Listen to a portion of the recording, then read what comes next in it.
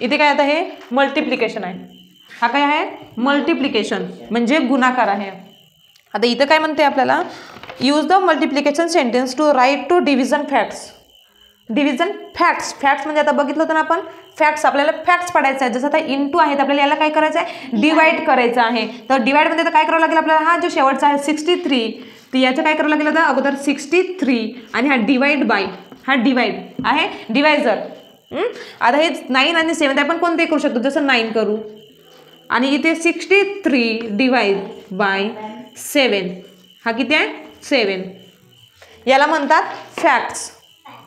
तुम्ही पाडलं नव्हतं आहे ना, हां तर याला म्हणतात फॅक्ट्स. हे काय 9 × 7 = 63. तर आपल्याला डिवाइडमध्ये फॅक्ट्स पाडायचं आहे. जर आज क्वेश्चन कसं राहिलं असतं, क्वेश्चन जर असं राहिलं असतं की हा 24 डिवाइड बाय 8 ती याचं तुम्ही फॅक्ट्स पाडा. याचं तुम्ही कुठे मल्टिप्लिकेशनमध्ये म्हणजे गुणाकारामध्ये जर फॅक्ट्स पाडा म्हटलं असतं, तर इथे आपण काय केलं असतं 24 हा डिवाइड आहे, हे बघ हा डिवाइड आहे तर 24 × 8 आणि हा 24 अरे अरे अरे हां डिवाइडमध्ये करायचं आहे. हां 8 हा 8 मध्ये 24 येते का, किती म्हटलं तर येत आहे 3 आला. हा पूर्ण आन्सर झालं. आता आपल्याला याला फॅक्ट्समध्ये पाडायचं आहे. कसं मग, तर 20 किती 8 × 3 किंवा 3 × 8 पण आपला आन्सर किती येईल, हा एकच आलं पाहिजे, नाही काढायची आहे आपल्याला. याचं मल्टिप्लिकेशन म्हणजे हा डिवाइडमध्ये आहे, डिवाइडचं आपल्याला काय करायचं आहे मल्टिप्लिकेशनचं फॅक्ट्स पाडायचं आहे. तर मल्टिप्लिकेशन हे बघ मल्टिप्लिकेशनचे फॅक्ट्स आपण पाडलं. आता याचा आन्सर इथे मल्टिप्लिकेशन आहे तर मल्टिप्लिकेशनचं आपण डिवाइडमध्ये भागाकारामध्ये भाग पाडायचा आहे आपल्याला. त्याला भागाकारांचे असं फॅक्ट्स पाडायचे आहे. हा काय आहे गुणाकार आहे, हे समजलं. बघ 9 × 7 = 9 मध्ये 9चा पाड्यात 7 पर्यंत म्हणा किती येईल 63 येईल. आता आपल्याला काय करायचं आहे डिवाइड मग करायचं आहे, याचा भागाकारामध्ये भाग पाडायचा आहे, याचे फॅक्ट्स पाडायचे आहे छोटे छोटे. जसं 63 तर 9 मध्ये 63 येतो का, किती म्हटल्यानंतर येतो तर इथं 7 मग येईल 7.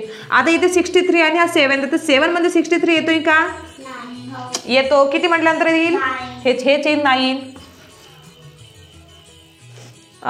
हे झालं. आता जसं इथे डिवाइड आहे तर आता डिवाइडमध्ये आपल्याला काय मल्टिप्लिकेशनमध्ये भाग पाडायचा आहे. जसं 8 × 3 8च्या टेबल 3 पर्यंत म्हणा 24 हे येईल 24.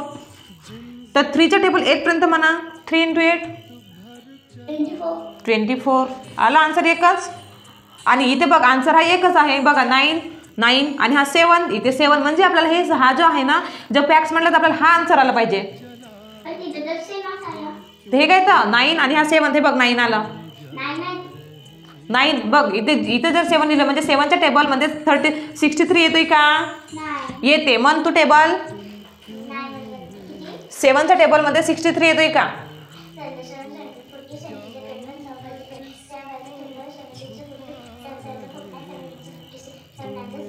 आलं 7 9 63 मग.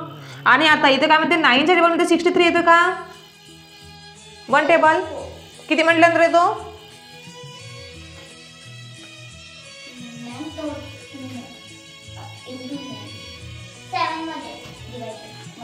तर बघ 9 7 63 आलं.